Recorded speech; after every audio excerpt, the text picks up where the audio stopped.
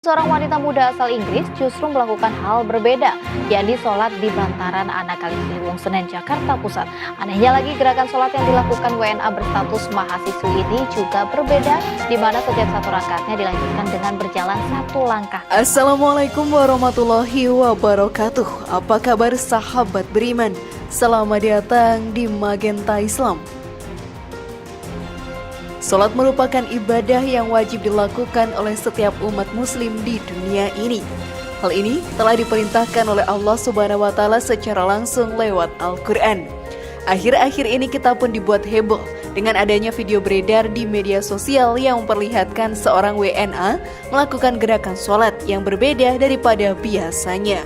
Tentunya ini membuat banyak masyarakat berkomentar. Tidak sedikit juga yang merasa heran tentang kejadian yang tertangkap kamera tersebut. Lalu bagaimanakah fakta yang terjadi tentang video itu?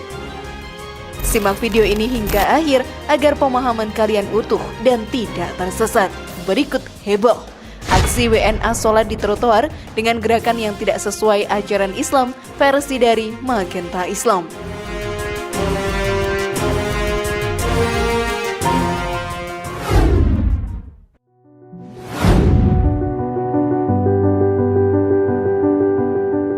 Fakta video WNA sholat dengan gerakan aneh.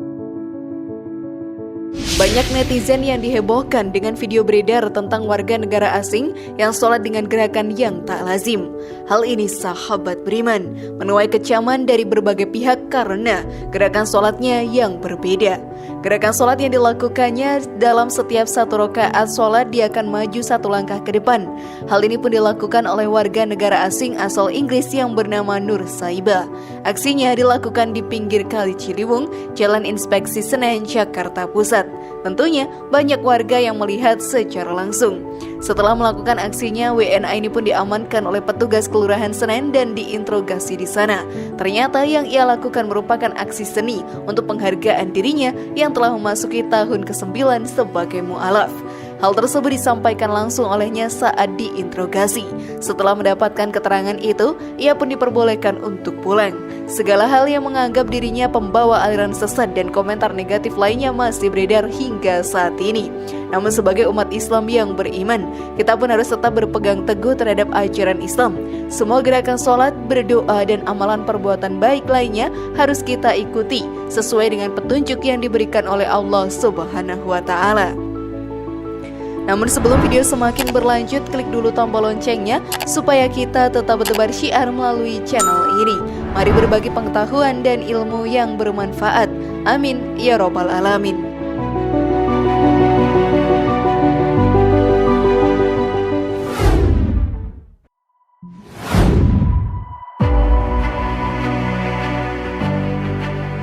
Makna dari sholat merupakan tiang agama. Sahabat beriman, sholat merupakan tiang agama bagi umat Islam. Hal ini sudah menjadi pondasi yang akan membangun keimanan yang ada di dalam diri setiap masing-masing umat muslim di dunia. Jika sholatnya terbengkalai, maka keimanannya akan rendah dan setan akan dengan mudah merayu kita untuk melakukan perbuatan dosa yang pastinya merugikan kita di dunia maupun di akhirat. Dengan mendirikan sholat, kita pun akan terjauhkan dari perbuatan keji dan juga mungkar. Hal ini pun dijelaskan dalam Al-Quran. Bacalah apa yang telah diwahyukan kepadamu, yaitu Alkitab atau Al-Quran, dan dirikanlah sholat. Sesungguhnya sholat itu mencegah dari perbuatan-perbuatan keji dan mungkar. Dan sesungguhnya mengingat Allah atau sholat adalah lebih besar keutamaannya dari ibadat-ibadat yang lain.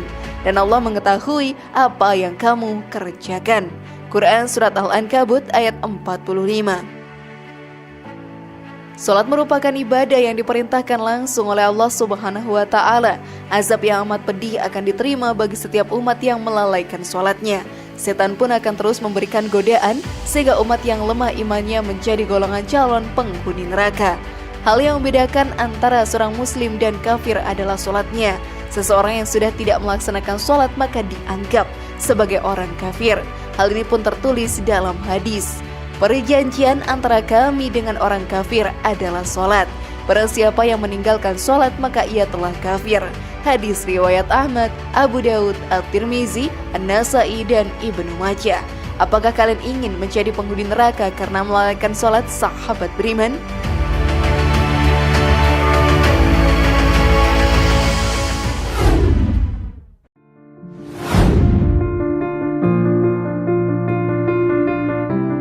apa saja keutamaan dalam mendirikan sholat? Godaan dari setan akan selalu ada untuk menjauhkan diri kita dari Allah Ta'ala. Semua itu akan berakibat buruk bagi diri kita. Azab di dunia maupun di akhirat akan didapatkan bagi umat yang sering melalaikan sholat. Semakin banyak diri kita mengikuti rayuan setan, maka semakin jauh diri kita dari Allah Ta'ala. Semua manusia pastinya pernah melakukan perbuatan dosa. Allah Subhanahu wa Ta'ala Maha Pengampun dan Maha Penyayang hambanya. Dengan menjalankan sholat, dosa kita pun akan terhapus sedikit demi sedikit. Hal ini akan menjadikan kita calon penghuni surga di akhirat nanti. Salah satunya adalah mencegah kita dari perbuatan keji dan mungkar. Selain itu, dosa-dosa yang kita perbuat juga akan dihapuskan oleh Allah Ta'ala. Hal ini pun dijelaskan dalam Al-Quran. Dan dirikanlah sholat itu pada kedua tepi siang atau pagi dan petang, dan pada bahagian permulaan daripada malam. Sesungguhnya perbuatan-perbuatan yang baik itu menghapuskan dosa perbuatan-perbuatan yang buruk. Itulah peringatan bagi orang-orang yang ingat. Quran Surat Hud ayat 114.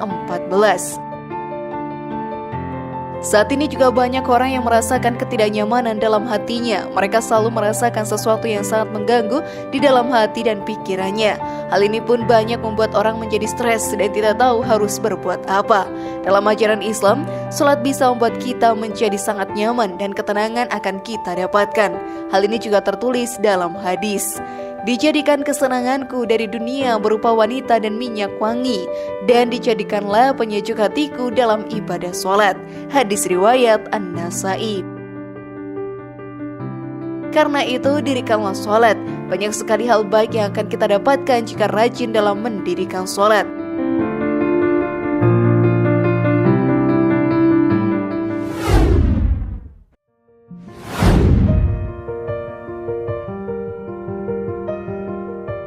Pertolongan untuk umat yang rajin dalam sholat. Di dunia ini, sahabat beriman, kita pastinya akan mendapatkan berbagai macam cobaan. Tentunya membuat diri kita kesulitan dalam menjalaninya. Hal ini membuat diri kita mencari cara untuk menghadapi cobaan tersebut agar bisa melewatinya. Allah Subhanahu wa Ta'ala sangat menyayangi hambanya. Ia pun akan memberikan pertolongan kepada para umatnya yang rajin dalam menjalankan sholat.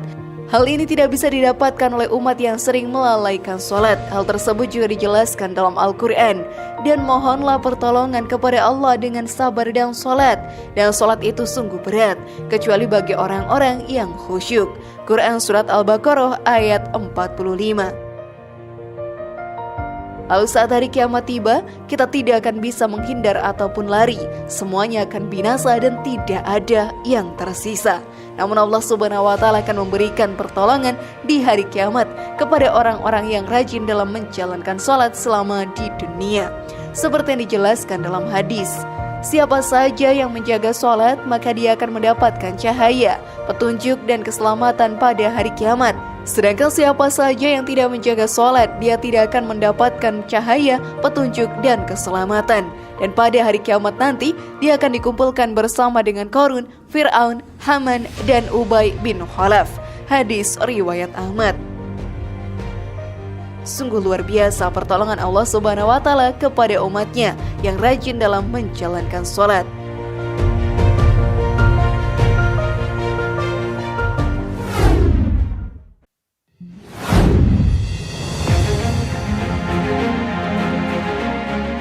Azab untuk umat yang melalaikan sholat.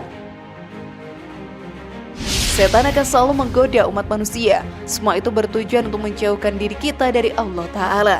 Walau sudah diperintahkan untuk menjalankan sholat, masih ada saja umat yang melalaikan sholatnya.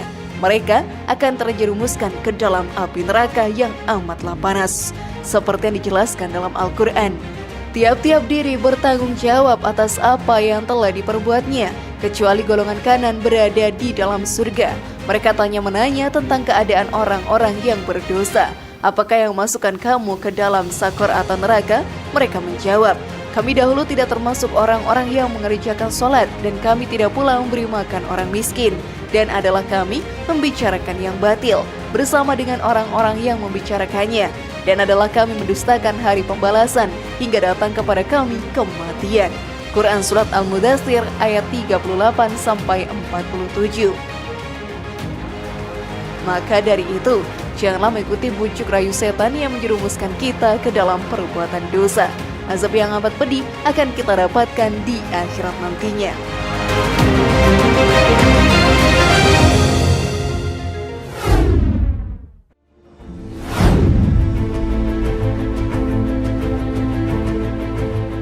Bagaimana sahabat beriman? Sudah pahamkah kalian? Semoga informasi tadi bermanfaat ya dan buat kita berpikir lebih bijak. Mari bangun Magenta Islam ini dengan cara klik tombol subscribe, like, share, dan aktifkan tombol loncengnya. Wassalamualaikum warahmatullahi wabarakatuh dan jangan lupa tonton video yang lainnya.